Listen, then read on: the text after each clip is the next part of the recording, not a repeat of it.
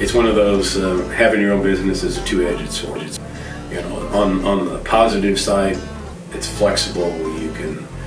You're the one that has the schedule, and you can set it and do what you need to.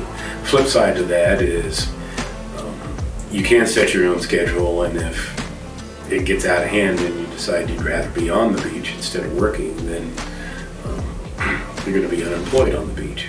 All right, so this is Jermaine from Minding My Business. Today we're here with Richard Friesen with Absolute AV Consulting. What is Absolute AV Consulting? We are involved in the technology space, so all things audio, video.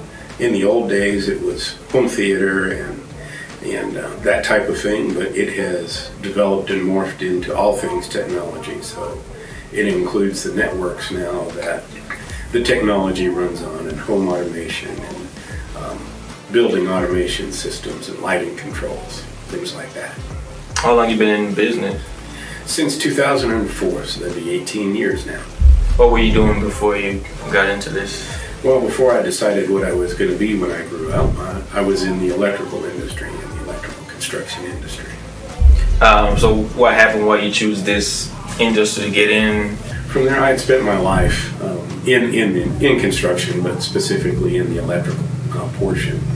And it got to where there weren't any challenges anymore other than logistics. In other words, how do you get the job done quickly and more efficiently? And, is it a vertical job, meaning like a skyscraper, or is it a big warehouse? And that was the logistics, and that wasn't my thing. There's nothing creative. There's no challenges there at all anymore.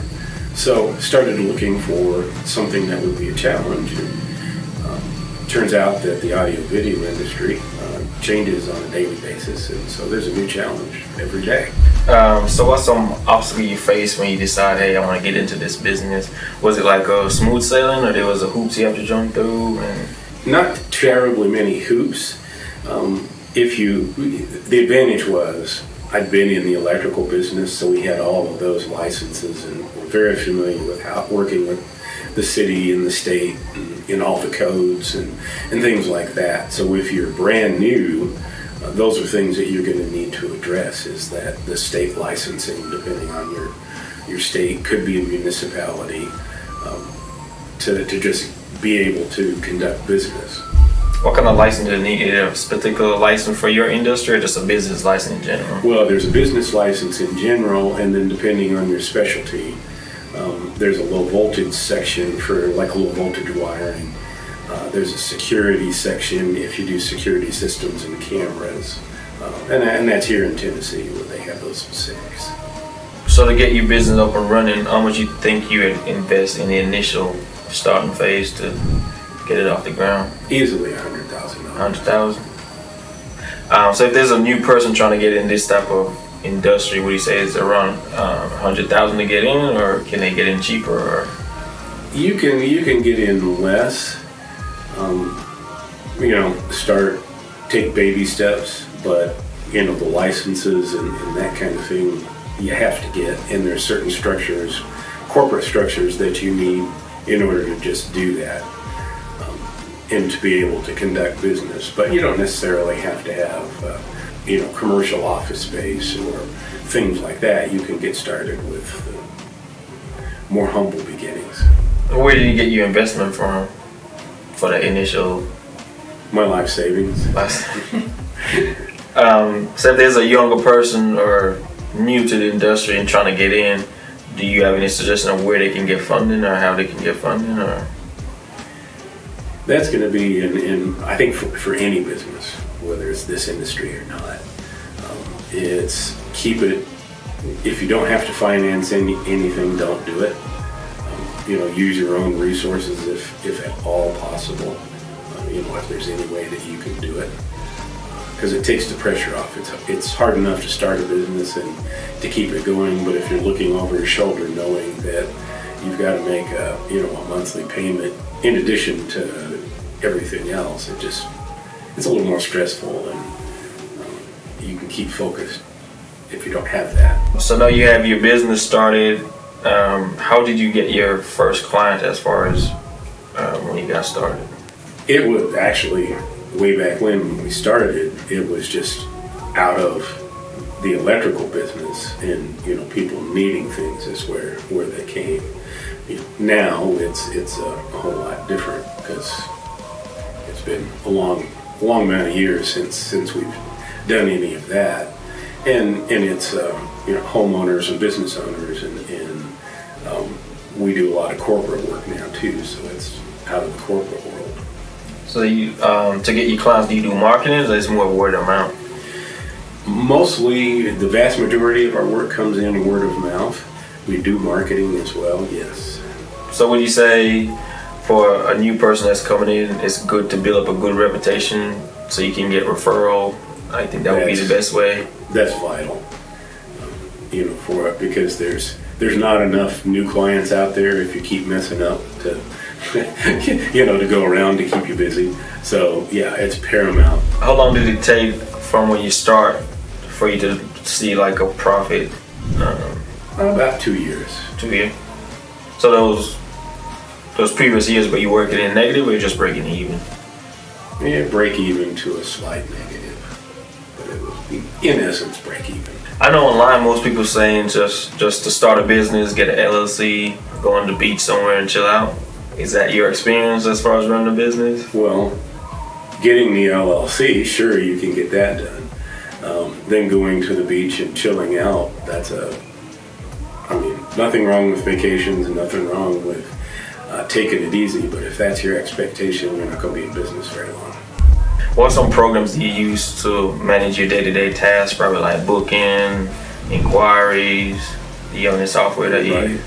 We do. We've got we use Podium as a intake type management system.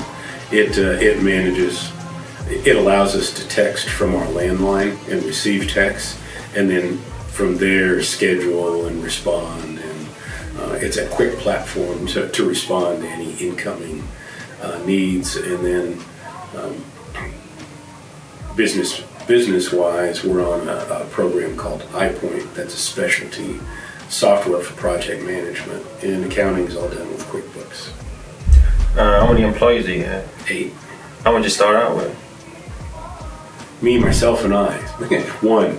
So you used to do the installs and all that? Yes. How long did it take you to, hire your first? And what was you first hiring? Was it a now technician or resources? Or? It was a helper, just to help do things. And as things grew and there was more things going, then it was the office support, the admin support, bookkeeping, and things like that. As far as running your business, what would you say is the biggest expense? Is it the technicians or is it? The single biggest line item is going to be the equipment itself and the installation thereof, meaning the technicians, that field labor.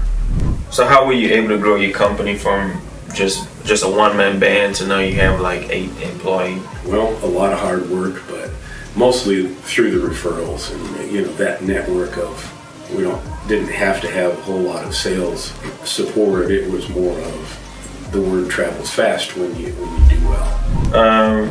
So like when you got into running your business, what was some of the obstacles you have to overcome? You have to convince yourself that someone else can do it just as well as you, and perhaps even they can do it better than you.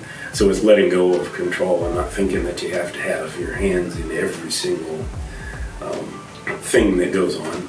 But when I learned that lesson and started backing away from trying to be involved in everything, I didn't have to work as much, and everybody else was happier too. So when you first started, were you doing home and business, or you just started out doing home? It was even back then. It was a mix. Which one is it more, challenging clients or projects?